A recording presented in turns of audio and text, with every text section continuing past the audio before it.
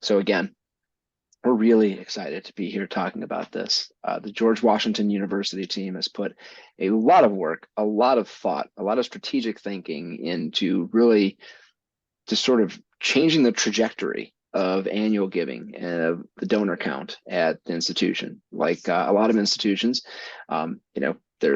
there's been sort of that steady decline year over year, and that story is changing at George Washington. We're going to get into that in just a second.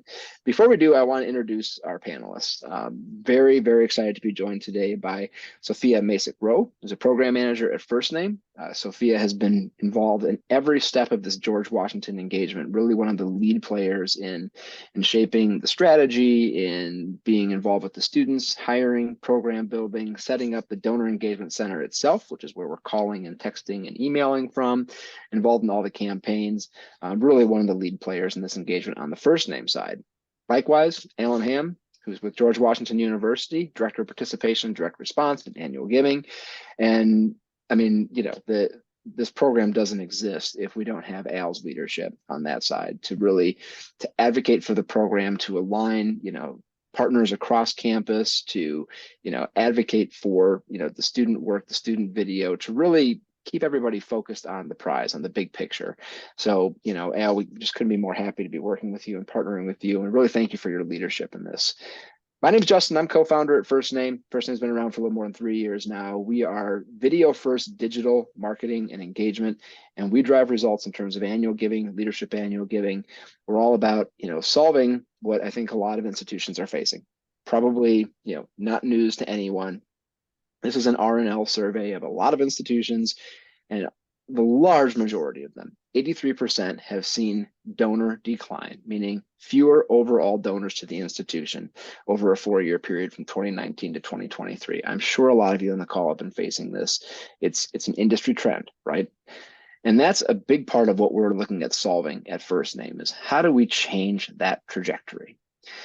Now, I think in annual giving for a lot of years, for decades, we've been really, really good at the bottom of the funnel, right? The solicitations, the giving days, the annual appeals, the make a gift now, the writing the letters, doing the direct mail, doing some of the stewardship, retaining donors, the bottom of the funnel stuff. However, there is a lot of top of the funnel stuff that I think we are not really addressing, right? We're really good at all those channels. We add new channels. Maybe we can text, maybe we can do giving days now. We've got email in addition to phone and direct mail, and all those channels are helping, sure. But again, that's still bottom of the funnel activity, right? That's new channels, yes, but we're asking. We're not doing the engagement piece. We're not doing the marketing piece. And that's critically important because it used to be you had a degree from an institution, that was reason enough to give. That's no longer the case. There's lots of competition for philanthropic dollar out there. There's a lot of organizations that are doing great storytelling. It's on us now to really reignite that flame, that passion for the institution that alumni and supporters have. It's about storytelling and it's about marketing. That's that top of the funnel piece. And it's a huge part of the funnel. And everybody knows it's the funnel, right? Bottom is small. It's important. We really need to get that right. But we do a lot better on that bottom, and we grow that bottom if we're focused on the top, the marketing, the storytelling, the engagement, rekindling love for an institution, reminding people why they would give in the first place, introducing the opportunity to give to new people. And the thing that certainly I don't think has changed one bit is we want to keep students at the forefront. And that is what Sophia and Al have done such a wonderful job of doing at George Washington University. They're the experts. They're the ones who built this program. So I'm going to take a step back now and let Sophia and Al take the lead. And again, just a reminder, please put your questions in the Q&A at any point throughout this conversation. We'll be sure we get to them at some stage. Sophia, Al, take it away. Yeah, thanks, Justin. And yeah, thank you, Al, and everyone on the call today for being here. We're really excited to talk with you and share a little bit about our work at GW. So I want to just start by saying that this engagement we started last January. So, we were really excited going into this and, met with the GW team, kind of put our heads together of what was the goal, what were our goals, and what was the vision for the first 6 months, the next 6 months, and on from there. So we were really focused on taking a look at the annual giving program as a whole, and ultimately setting out to, one, drive digital engagement, right? We wanted constituents to be interacting with GW in a really special way, a way that was, different than just like Justin mentioned, the mainstream kind of marketing efforts that are great, but usually there's not much else aside from the CTA that is make a gift, right? Giving Day, calendar year end, fiscal year end, etc. So we wanted to drive digital engagement, and then ultimately knowing that that engagement would hopefully foster, positive fundraising results. And what better way to tell the stories of GW than the voice of current students, right? And that is, we are big believers that, a message on an email is great, but you're going to miss some people, right? You're going to miss people in direct mail. You're going to miss people in email. But if you take what that email, could have been an email, maybe it could have been a video. How about we try taking that message and giving the power to the students, the ambassadors, to tell the story? And so that's kind of what we did. We said, let's hire a team of students to be the voice of GW. And so with that, obviously we leveraged a multitude of kind of tech stack, if you will, from Mercury microsites to our VanillSoft software that we were using to reach out to donors. And we kind of have a unique and different approach to one-to-one outreach, right? We wanted to reach out to the right people at the right times. And so in all of this, at the forefront of our work, we've always been focused on taking behavioral marketing data and making sure that when we get to the bottom of the funnel, the one-to-one outreach, that we are reaching out to the right people and the people that are the most engaged, the ones that would benefit from a call versus an email versus direct mail, etc. Al, I don't know if you have anything you wanted to add in terms of just like the beginning of this engagement. Yeah, I think one of the things, just to say a little bit about why GW saw so much opportunity in this new structure for an engagement center program was, and both Sophia and Justin have spoken a little bit about this already, but really, in traditional fundraising programs, we're so much of the work that goes on is cold calling non-donor alumni, and that's it provides a lot of value. You do, there are certainly a lot of reasons why why those programs worked for years. I think that a lot of schools are finding that the returns are diminishing for those programs, and so what we're trying to do is really kind of take that, rather than focus on the broadest band of those non-donors and acquire them that way. We're trying to really warm that full audience so that when we get down to doing that one-to-one outreach, it's only those people who, like Sophia said, through behavioral marketing, we've identified that they've engaged with the content, they've raised their hand and said, I'm interested in this. So when our students are doing their phone calling, they're already talking to people who we know have some demonstrated interest in what they're talking about. So thanks, Sophia. I think, to us, that new approach, we see a lot of value, and we can talk a little bit more about how that has played out a little bit later in the session. So I want to bring us back to 2019, the fall of 2019 at the George Washington University. It was about 6 months before the COVID-19 pandemic really took off. It was also a time at which GW and our annual giving team assessed our staffing, the investments that we were making in various parts of the program, and determined that the Colonial Connection Calling Center, which had been our outbound calling program for a decade at least, was no longer providing the return on investment that they felt at that time justified continuing to operate it. So we shut down that program. Move forward 2-3 years, it's 2022, and the entire annual giving team, save one person on staff, turns over. So we got a new executive director at in the spring, the very beginning of 2022. 6 months later, I joined the team.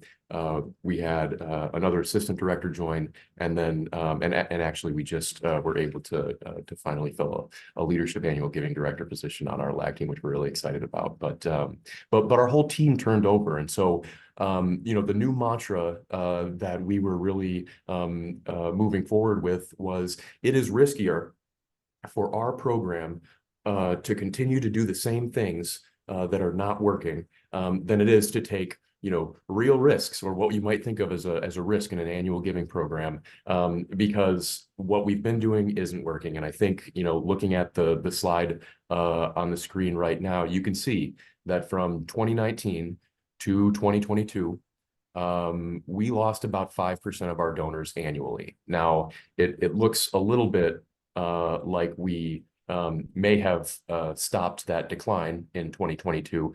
In fact, that is just the result of us having our graduation ceremonies for the classes of 2020 and the classes of 2021. Those were not held in person, and so we pushed them to the fall of 2022, did a big fundraising event around that, and raised about 100 or 1,000 additional donors. So actually, if you take that initiative out, you really do see a sharp decline with no leveling off in 2022. So we had a clear charge going into 2023.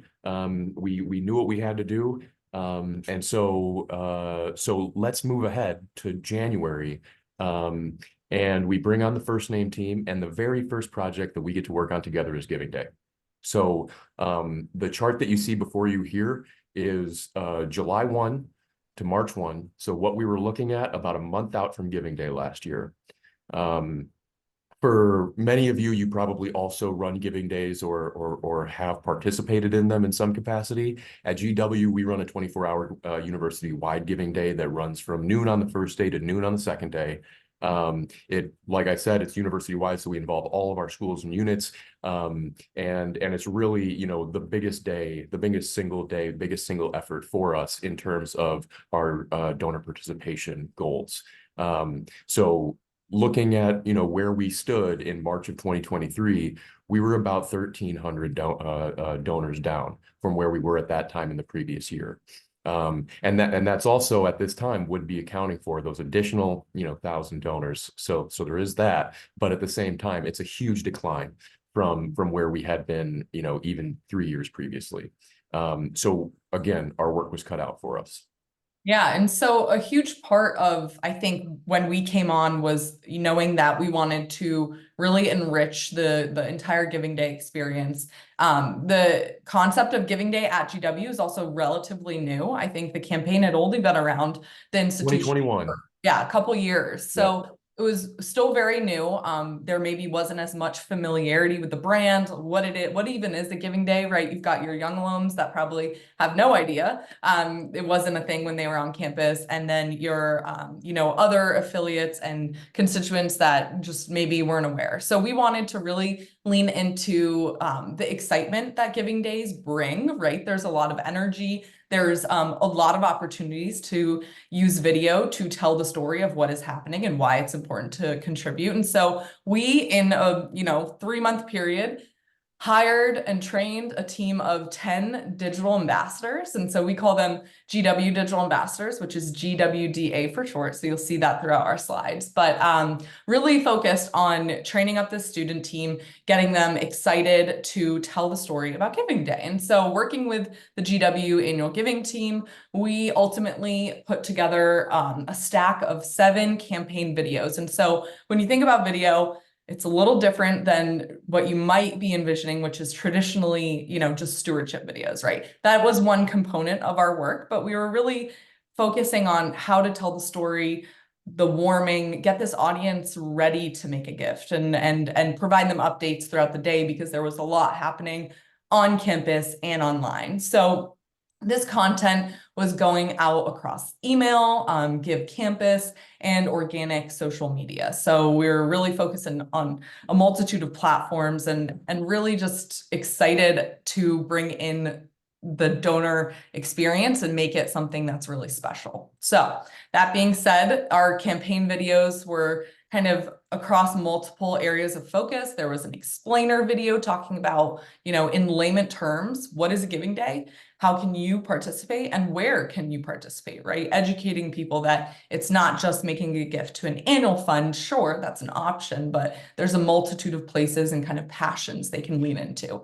So our videos, spanned also day of. We were updating about, where we were close to goal, if we were unlocking a match, really exciting in the moment content that was just extra special and genuine because it was coming from a student. So you can see a GIF here of a couple of our students in one of our stewardship videos that we sent out. So, you know, you see this big number, a little over 4,300 stewardship videos sent. This is a mix of general and personalized. So in addition to the campaign videos, we were sending out within a couple hours of someone's gift a personalized message saying thank you for making a gift on Giving Day. And so that was for our large gift donors, first-time donors. Every first-time donor got a stewardship video, as well as a couple other groups, VIPs on campus, leadership, etc. So all in all, a big stack of video that was employed across a multitude of channels. And then the second component of this was, you know, Giving Day wraps. It was really successful and exciting, but we wanted to make sure that we were reaching the people that were our almost donors. And so with our engagement center, about a week after Giving Day had closed, we, using the behavior data gathered throughout the campaign and the lead up, we took those almost donors and reached out to them one-to-one via phone. And so important to note here that this was the first time a lot of these students were ever calling donors or prospective donors and interfacing with them. So really our goal here was not so much to necessarily secure gifts or talk to the most people, but it was really to get our students comfortable with the work and also start to get our brand, the student brand, out in front of this audience. And so that led to about 1870 dials. I think we started with a list that was around 2,500, but as you probably know, data can vary. And so we didn't necessarily call every person on the list just because of, you know, contact info, etc. Part of the call is that it also triggers a multitude of communications after the fact. So, you know, we were excited to still continue to push out the Giving Day impact and messaging after the fact through SMS and email. So we do have two questions. Do we want to take those right now or wait till the end to? Yeah, let's go ahead and take both of those right now, if you don't mind. Two questions. First one is about, you know, whether or not we you know, are paying students or whether they're volunteers. In every case where we've worked, these are paid positions, and they're pretty well paid positions. These are spokespeople for your institution, right? You want to really be able to recruit some of the best and keep them around for a long time. If you have students that are year over year over year, that helps really create the relationship with the alumni audiences they're engaging. So in every case, and I don't think we've deviated from this, in every case, we have paid the students. The second question is about using behavioral data to define almost donor. And that's a really good question. Let me see if I can go in. We've got a few other experts on the line here. So let me see if I can go in here and pull in. I can. Here we go. Bring Zach Corbin in for our team real quick to answer that question, and then we'll get back to the regular scheduled program. Zach, can you hear me? Yeah, can everybody hear me? Yeah. Yeah, awesome question, Sean. You know, I think at the end of this question, behavioral data really looks different depending on what channel we're talking about. And so, you know, as Sophia mentioned at the top of this presentation, a lot of this work is about driving more digital engagement. And so when we're able to do that in these early stages, we can take a look at things like activity on emails, activity on social media posts, even visits to certain pages on websites. That's what we're talking about with behavioral marketing data, is using that to inform our future solicitation strategy, because we don't want to be contacting everybody with these blanket appeals. And I think Sophia mentioned this and Al as well. It's really about reaching the right people at the right time. And so I hope that clarifies and answers that question, but love to see that in the chat. To add on to that, Justin, I was just going to add that there is lower hanging fruit that, you know, we use Give Campus for our Giving Day. And so Give Campus actually does have a function that kind of also says should be donors, people who started to make a gift but didn't end up completing that. So there are some lower hanging fruit, but absolutely, you know, that's a small portion of the overall remarketing audience that we are rebuilding.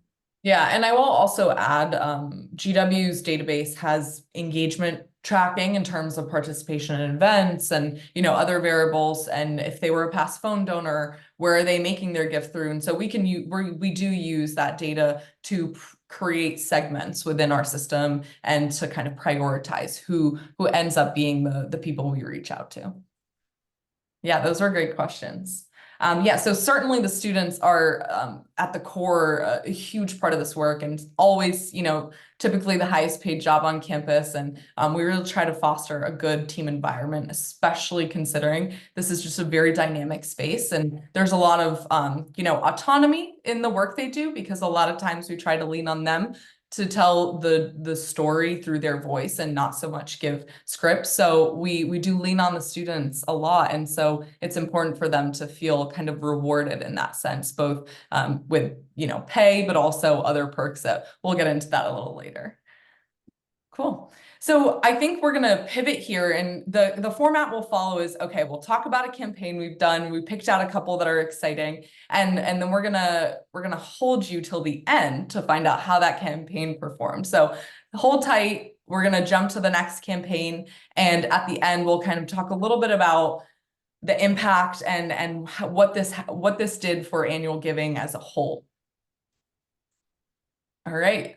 So the next campaign that we'd like to share with you all is GW's Buff and Blue Fund Challenge campaign. So the Buff and Blue Fund Challenge is a crowdfunding campaign that the GW Annual Giving Team partners with GW Athletics fundraising team to produce. It is a 2-week campaign, so it runs across, generally it runs at the end of September and the beginning of October, and it raises money for all things athletics.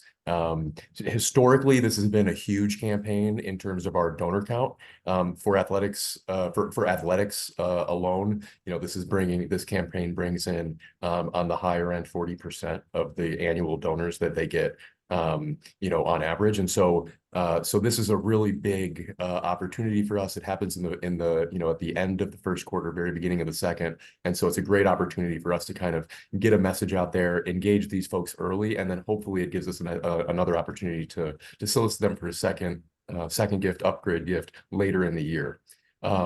One big question that we had going into this campaign in particular was the change in GW's moniker.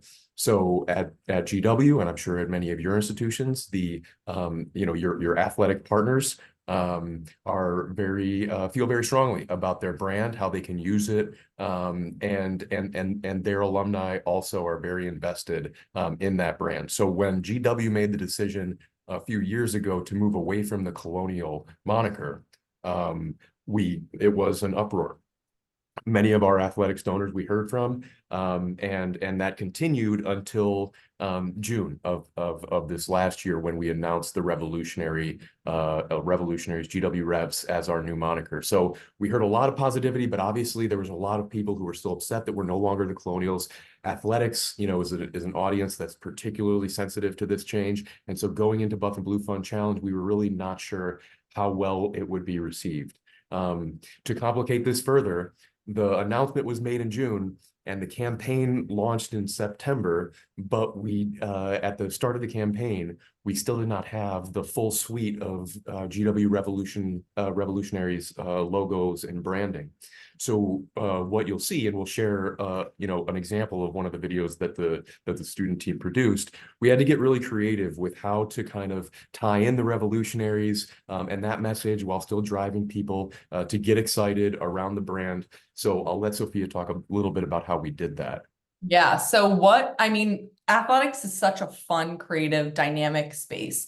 They were fabulous to partner with, and we were so excited to lean into the very exciting, gamified, competitive nature that is, athletics, and then also BBFC, Buff and Blue Fun Challenge. It is a challenge. There's prizes for the teams that fundraise the most and get the most alumni participation. So we were really excited to lean into that energy. And so using our student team, The Voice, we kind of ran with this exciting idea called, it was our take on a Sports Center style news desk, which we called the Dub. And so that is because everyone at GW just called, or the students at least, called GW GDub, right? And so there's kind of that name brand recognition that was already going on. So the Dub news desk was our anchor, if you will, for all of the communications that were going out, both on day of as well as after the giving weeks, if you will.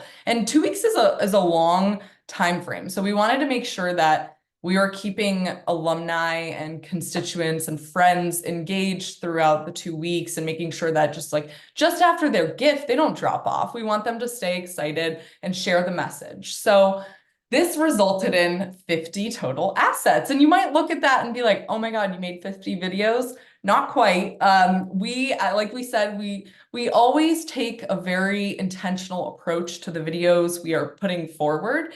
And this 50 total assets is a combination of GIFs, static images, shortcuts, long cuts, depending on where they're going, and making sure that the video is right for the placement. And so, you know, the content of these videos, it was distilled into 5 unique videos, which was the intro, which was introducing Buff and Blue Fun Challenge, what it was, why it's happening now, and how to make a gift. And so that was our intro. Closer was kind of our recap, our end of the campaign message. And then we also had 2 kind of updates, one that went week 1, one that went out week 2. And these update videos were really exciting because we were able to really elevate athletic voices, not so much just the university as a whole, but also plug in with a couple folks, and Al will talk about that too.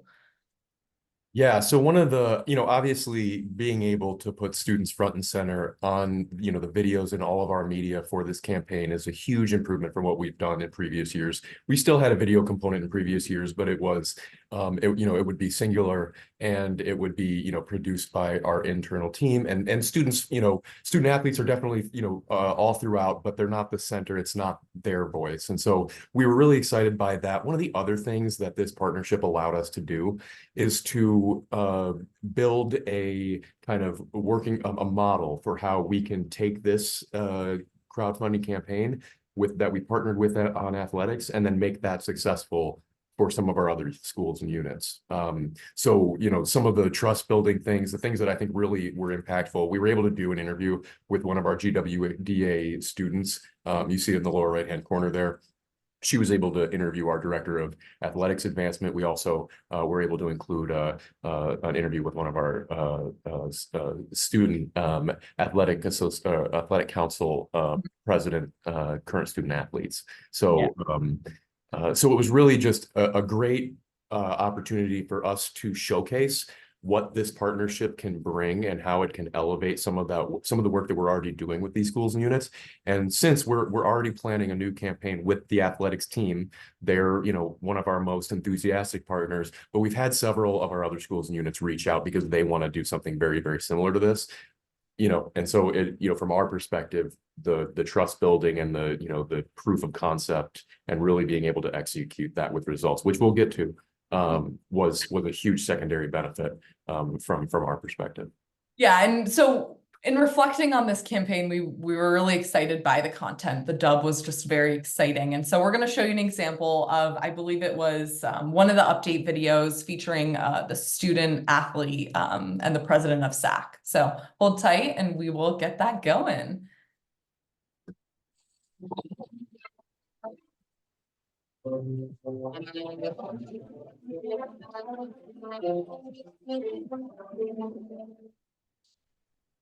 Welcome, the Dub fans. My name is Claire. And I'm Jennifer. Actually, I'm Jennifer. And I'm Claire. And we have some amazing updates for you. It has only been a few days of the Buff and Blue Fun Challenge, and our scores are already putting in numbers. So thank you guys so much. But remember, it is still early, so be sure to stay tuned to find out where to go to give. Our student athletes put in hours of work practicing and competing in their sport. Reva is live with one right now to get the inside scoop of the student athlete experience. I'm here with Dara Rayblatt, a junior on the women's swim and dive team and the new president of SAC. Tell us, Dara, why do you think it's important to give back to GW? I think the contributions really help enhance our training and can provide scholarships and improve our facilities. And I think overall it just really enhances the sense of community we have here at GW and helps continue the legacy of pride and excellence that we have here in GW athletics. Wow, thank you so much, Dara. Claire and Jennifer, back to you. Thank you, Reva. And you can support all student athletes by going to go.wu.edu sacramento.edu/bbfc 2023 and make your gift today. Thanks for watching, and we'll see you soon with another update.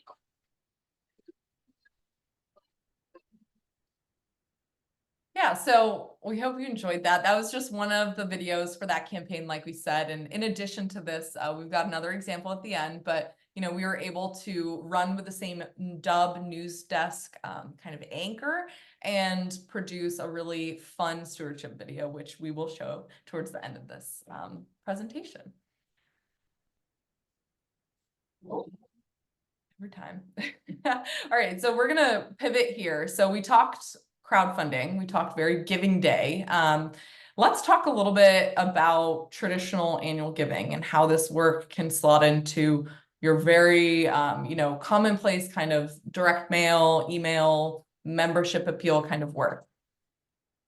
Thanks, Sophia. So like Sophia said, we've seen how a video first approach can really enhance a crowdfunding campaign, whether it's, a really specific initiative for a school or unit or a university-wide event. We wanted to also talk about traditional annual giving campaigns and how we were able to kind of utilize this student team to still be kind of the front and center focal point ambassador for the various areas at GW that we're, soliciting our donors to support. So we took the team and as a part of their application process, they, put together a statement about why, how philanthropy has impacted them. So we leveraged those statements from their application and we included them on our direct mail piece. So this was in the fall. In the past, we had several different fall campaigns, but we really wanted to kind of bring them all together around this multifaceted message and multi-channel approach, but try to get this student voice in front of every single one of our audiences. So what we did was we produced the mailer that you see on the left here. So the direct mail piece is kind of in the shape of a plus sign. It folds out so you can see the inside here. On the outside, it says, as you open it up, it says your gift transforms lives. We didn't have enough space to put it on the slide, but I hope you can imagine.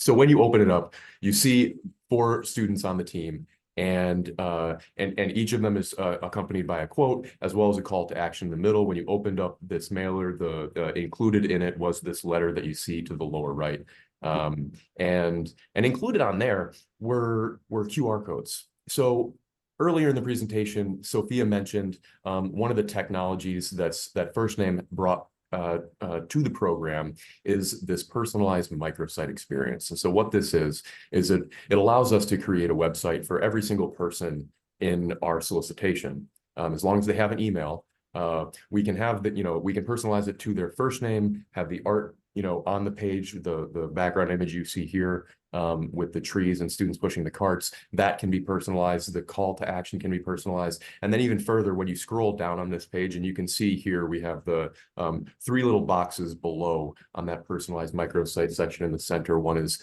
Family Leadership Circle giving to GW and about Dr. Granberg, who is our new president. So what the microsites allow us to do is to take video or links, could be information, news posts, it can be anything, and to put those links in the lower half of this microsite, so that when someone arrives and they see the main video that we want them to watch, they can then, if they, maybe they're inspired and they click on the link to give and they follow, they make their gift, and then they come back to this page and then they can keep scrolling and they can see what other things does GW want me to read about. And the way that we identify what links are most appropriate for an individual donor, it's all based on interest tagging. So all of our donors in the database have interest codes that are associated with their records based on what they've communicated to us, events they've attended. And all we're doing is we're saying, okay, here is a set of links that if someone is interested in law, we want them to see these links.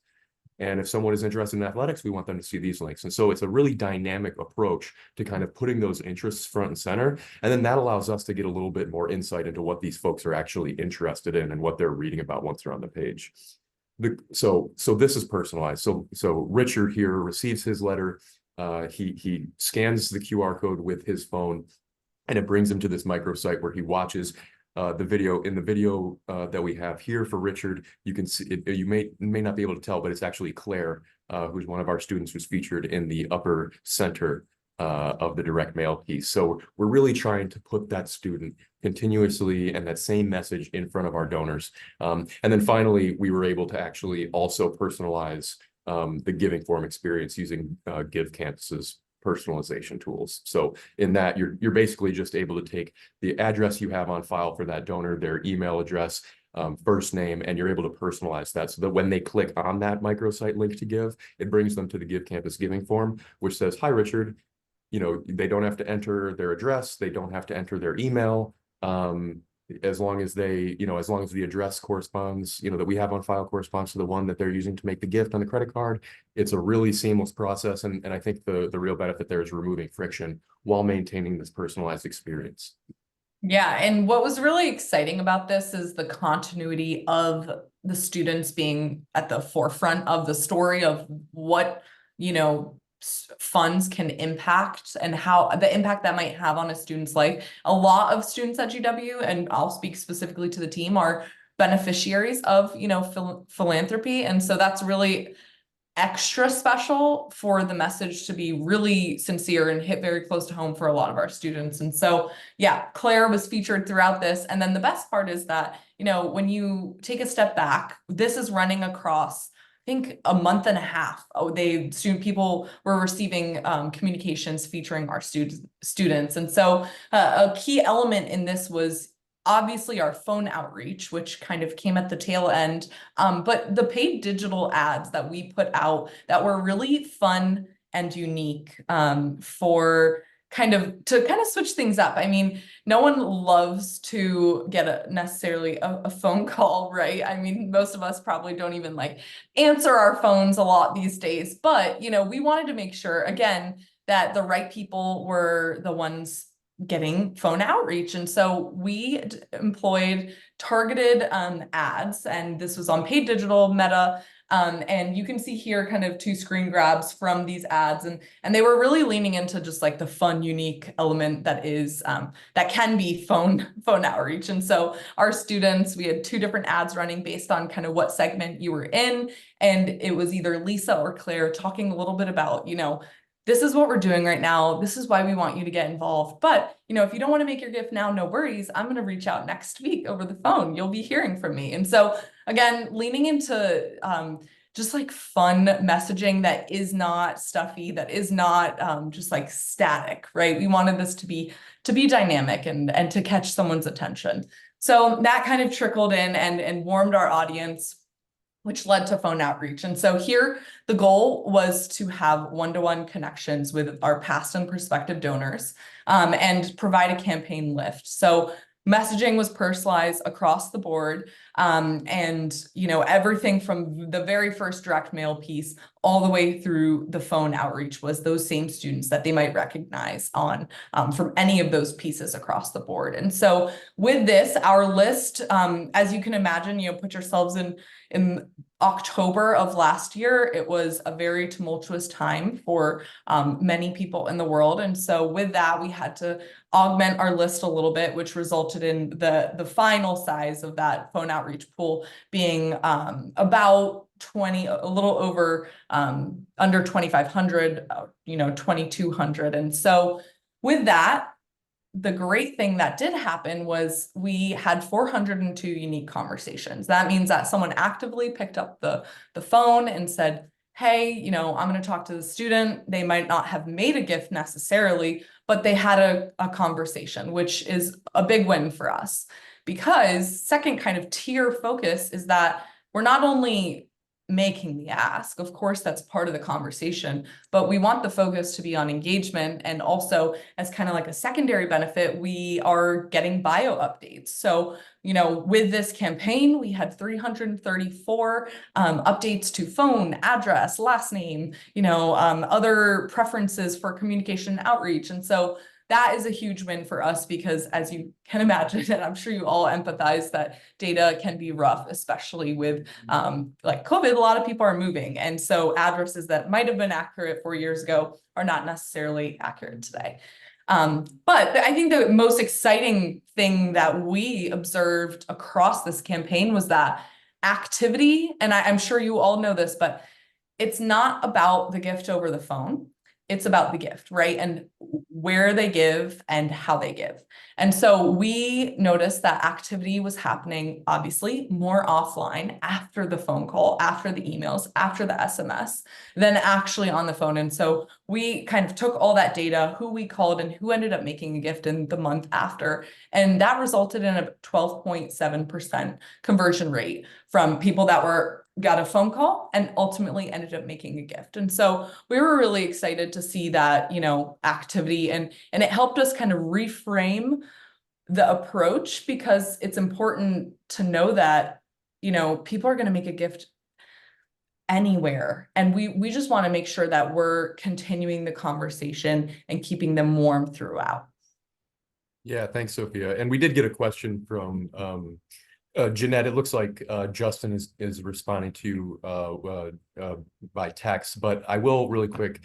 Cindy, you asked when does planning begin for a campaign like this? So, we had it was interesting because we had this campaign slated, this direct mail piece slated to hit right at the end of the Buff and Blue Fun Challenge, which again, that's just focused on athletics, but that took a lot of the bandwidth from the student team because they were producing videos for that campaign. So we actually had to record a lot of these videos in advance of the Buff and Blue Fun Challenge videos. So as soon as our returning team, we had some students graduate over, at the end of the last year. So we hired, I think, 2 seniors and they graduated. We had 1 student who in this fall semester was one of our best in the spring, and she went study abroad. So we had to kind of start recruiting, train a new team. So we were really working on this piece in August and shooting these videos kind of at the very beginning of September. As soon as students were back on campus, we were shooting these videos. And so that way we could, build the microsites and the different campaign infrastructure to be able to accommodate this. But that direct mail piece, I think, yeah, we ended up sending it to print approved it just at the end of September, and then it went, out in mailboxes maybe 2 weeks, maybe a little bit longer later. So right at the beginning of October, though. Yeah. So it is a process, but we're also balancing multiple projects. So we're doing the Buff and Blue Fun Challenge at the same time as we're doing, preparing for this campaign. And I'm hoping with Justin and Sophia to begin planning for fall of FY25 here as soon as we're done with Giving Day in April. So yeah, each time we do a campaign, we have this incredible insight and are able to start really putting thoughts together for the next year and hopefully start planning even sooner. But yeah, I think the recording of these videos happened in September. And I think the nitty-gritty details of, talking points and kind of the vision for the videos was an August kind of task. Yeah, awesome. So yeah, we'll jump to the next piece. So I know you've been thinking, okay, you talk about all these campaigns, tell us how they performed and what this meant for GW.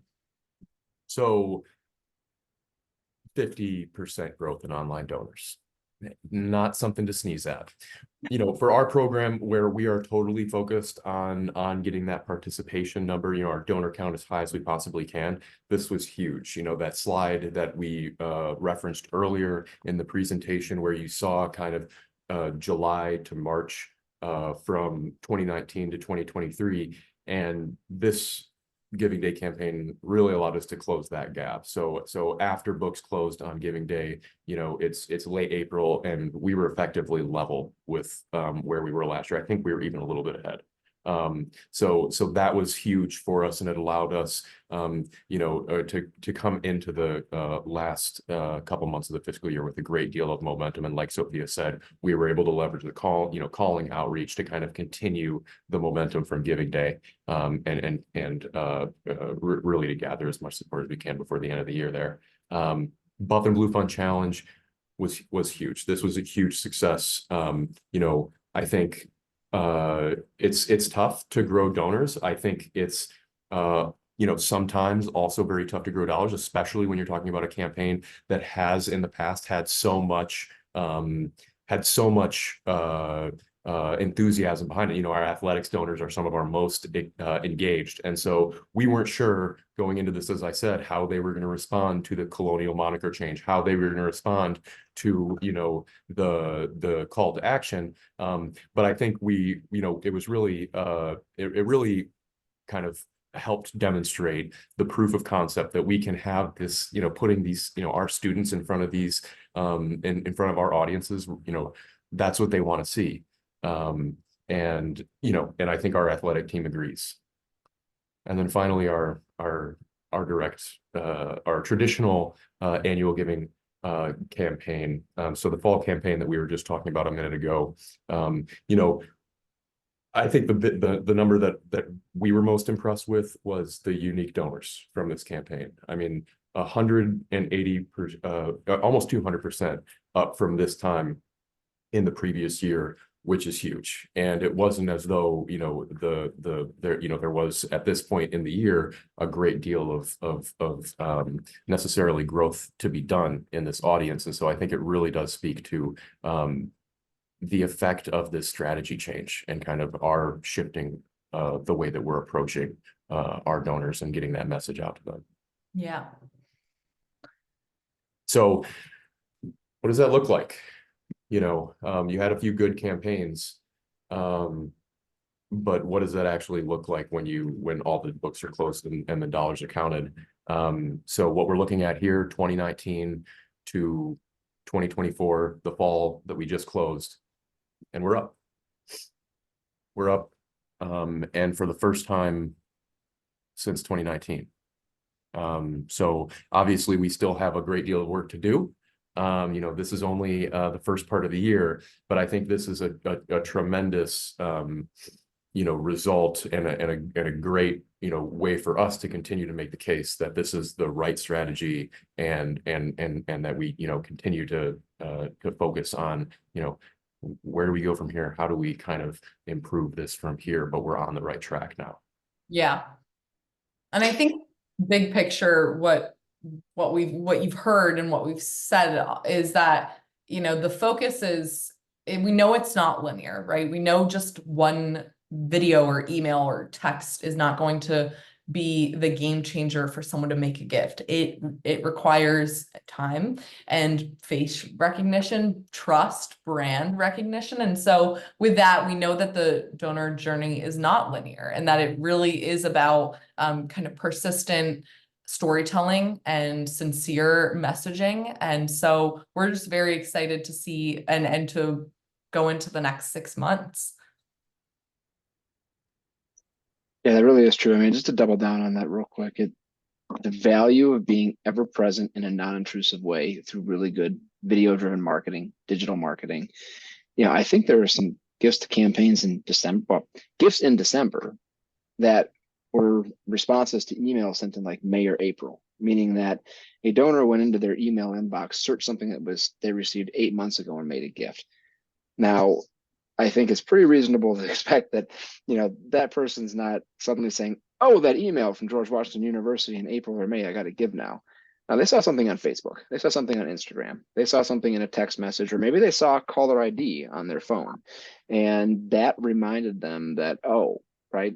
Again, it's that omni-channel, ever-present, but non-intrusive, you know, ability to get video content like this out through digital channels that really helps us be successful and really helps donors, you know, when they're ready to make a gift, step up to the plate and make that gift. And there's other benefits as well. I mean, Al, do you want to talk about some of the other pieces that beyond the giving that have really been, I mean, I know we've talked about it throughout the webinar today, but I think it bears repeating.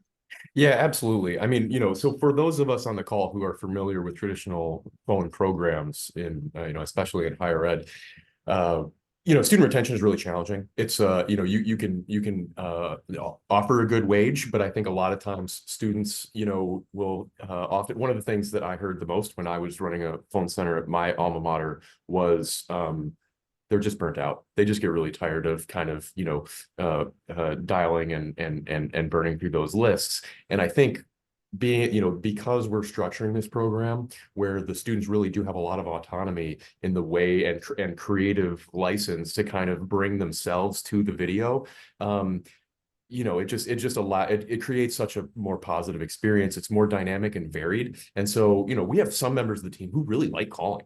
It's not everybody, you know, there are certainly some who would much prefer to just make videos, but I think, you know, offering that wide variety of types of work and ways to engage and be creative, I think that we've, you know, really found this strategy really does help with that retention question. I mean, I think, you know, we have had turnover on the team, and I think that it's, you know, we had 3 graduate now. We're preparing for another few graduations, a couple who've been here with us for now since the start of the program. So right now we're kind of staffing back up to prepare for the rest of the spring and the summer and next fall.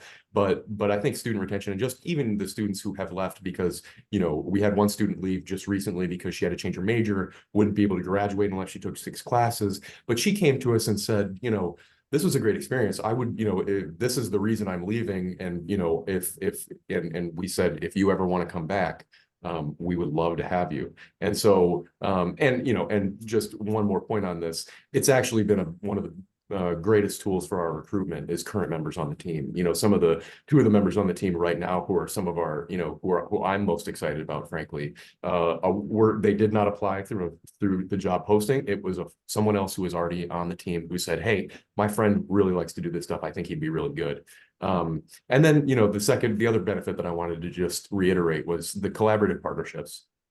You know, I think that one of the things that, you know, people see these videos and they think, well, that doesn't look like it was produced by our GW media team. You know, is that really going to work? And as soon as, you know, people are able to see in practice those student videos, you know, with that authentic voice, I think a lot of those questions go away, because you start to see, like, this is a lot more powerful than, I mean, you know, our marketing teams can produce some really good videos, but it just doesn't have that authentic flavor, if I can use that word, that I feel like we're really able to harness here. Yeah.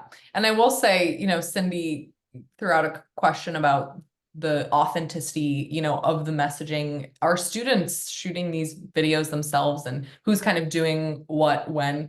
Yeah, the answer is yes. The reason we keep saying authentic is because it really is that. Our student ambassadors, GWDAs, are filming the content. They're going out, they're getting the B-roll, they're getting their lines, their voiceovers. They're doing that within their kind of team structure. So occasionally we'll assign 2 students to a video, or maybe 1 solo, and they loop in a fellow teammate, but they are doing that, filming themselves. And for the majority of the work, actually the editing and post-production work is entirely the students doing. So that is also kind of within their realm, is putting together the video, and we kind of coach them on how to do that, and are always there for guidance, but it is truly authentic student videos and stories. Yeah, and I will say that requires a tremendous amount of time to manage the students. You know, Sophia mentioned how you need to assign the students. There's project plans, there's storyboards, there's a lot of work, a lot of planning, and a lot of production that actually goes into making something that's authentic, but still hits the mark, is still on brand, right? So, yeah, there's a lot of elements to that. The students are doing the production themselves, but there's so much infrastructure around that to produce, you know, hundreds of pieces of video content, and to have it be on message and on brand. Speaking of on message, on brand, and communications, Sarah asked a really good question, and, you know, I'll have Al and Sophia back me up here in a bit, but I do want to point out, the question is, you know, how has this impacted alumni engagement score at GW? And this is a really interesting area for us. Just had a really good conversation yesterday with another prospective client around, you know, they're tracking things like, of course, giving, volunteerism, but there's a lot of communication metrics, right? Social media engagement, replies to emails, having 2-way conversations are some things that some institutions are tracking. This can all be done through a number of the different tools that we're using, and can really have a pretty powerful impact on that. So this, you know, the student video piece in particular, you know, can really be applied to communications. We saw the athletic example. I think there's a lot of opportunity to grow in the athletic space. There's admissions and enrollment, right? There's so many ways where you could form partnerships from development with other areas on campus to to really apply this work. And Sarah, I'm really glad you asked that alumni engagement score, because I'd like to learn a lot more about that. I don't know if Al or Sophia has anything to add to that, but it is definitely something to consider when we're talking about producing this high volume of really impactful, engaging content. Yeah, Sarah, thanks. Let me echo Justin's thanks for that question. I think, I actually don't know how that has impacted our alumni engagement score. It's something that we update, and the entire team across to development kind of tries to get all of our various contact reports, information into the system so that can be run on a biannual basis. And so it will be something that that we'll be definitely looking into, but it's a great question. And I'm sorry, I don't have an answer for you today. Yeah. Well, yeah, go ahead, Justin. No, I was just going to say probably the same thing you are. We've had a bunch of questions. We really appreciate that. If there's anything else you'd like to ask, please put it in the Q&A now. Or of course, we will follow up. Everybody who is here, everybody who registered for the webinar will get a recording of this. So you can also follow up with additional questions beyond that. I could share a question from NEAGC last week. And that was around, social media audience size. And I mean, you need social media accounts, right? So whether you're working with alumni, whether you're working with, a main account or a communications account, or you have your own annual giving accounts, whatever that may be, size doesn't really matter as much in terms of the audience size. We don't need to worry about having tens of thousands or hundreds of thousands of followers, because we have a lot of paid digital opportunities to share. So we can target we can start from zero essentially. And we have done that at some other institutions and still have a really powerful impact where we're driving 15, 20,000 views on new accounts within a year. So, don't worry about we don't have control of, or don't own, or don't have a big audience on social media. That's something we can solve for very easily. Got one more question here from Abigail Fleming, and then I know we have one more video to share towards the end of this. So Abigail's question: in what way are major gift officers or development directors participating in these campaigns for donor retention up the pipeline? That's an area of growth, I think, Al, that I know you want to focus on in the new year. Yeah, I can talk a little bit about that.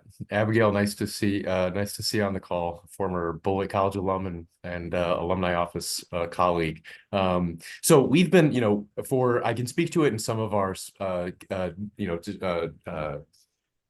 specific campaigns. So for Giving Day, that's a huge opportunity for us, where we're trying to partner with our schools and units. We run the annual giving program, all the direct response channels centrally.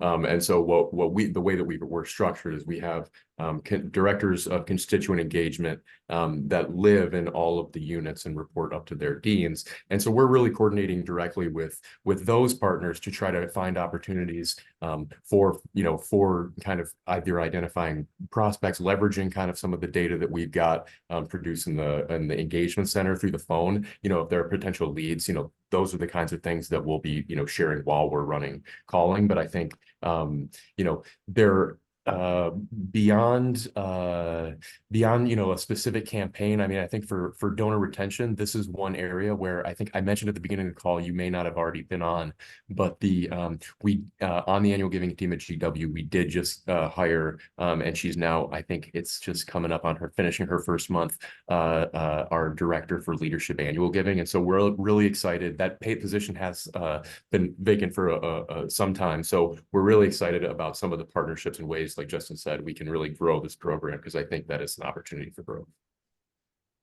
Yeah. Thanks, Al. Feel free, everyone, to, connect with us on LinkedIn. I'll throw up our, addresses shortly, but I want to show just a quick video to thank you all for being here, and just a fun little moment that was from Buff and Blue Fun Challenge that we think is just worth a minute.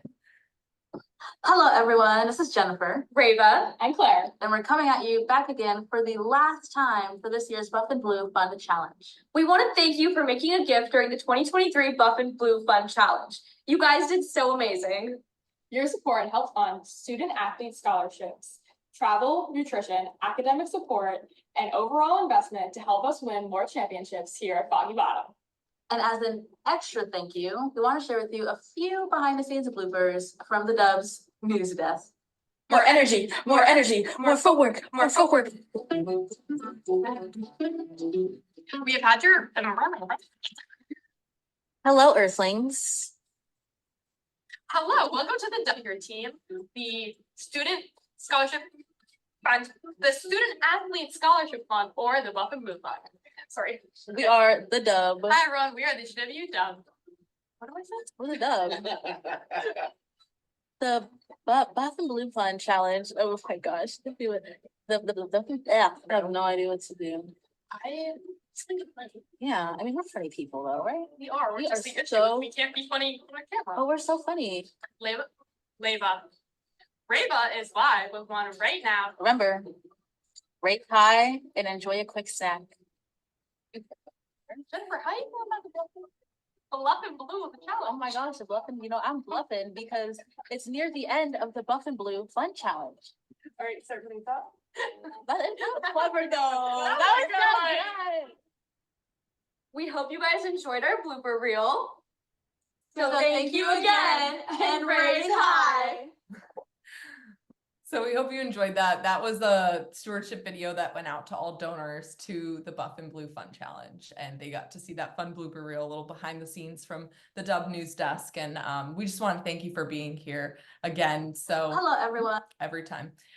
Here is our LinkedIn, QR codes. If you'd like to scan those, connect with us. We are more than happy to expand, have another conversation to talk more about how you can take this program and operationalize some of this work.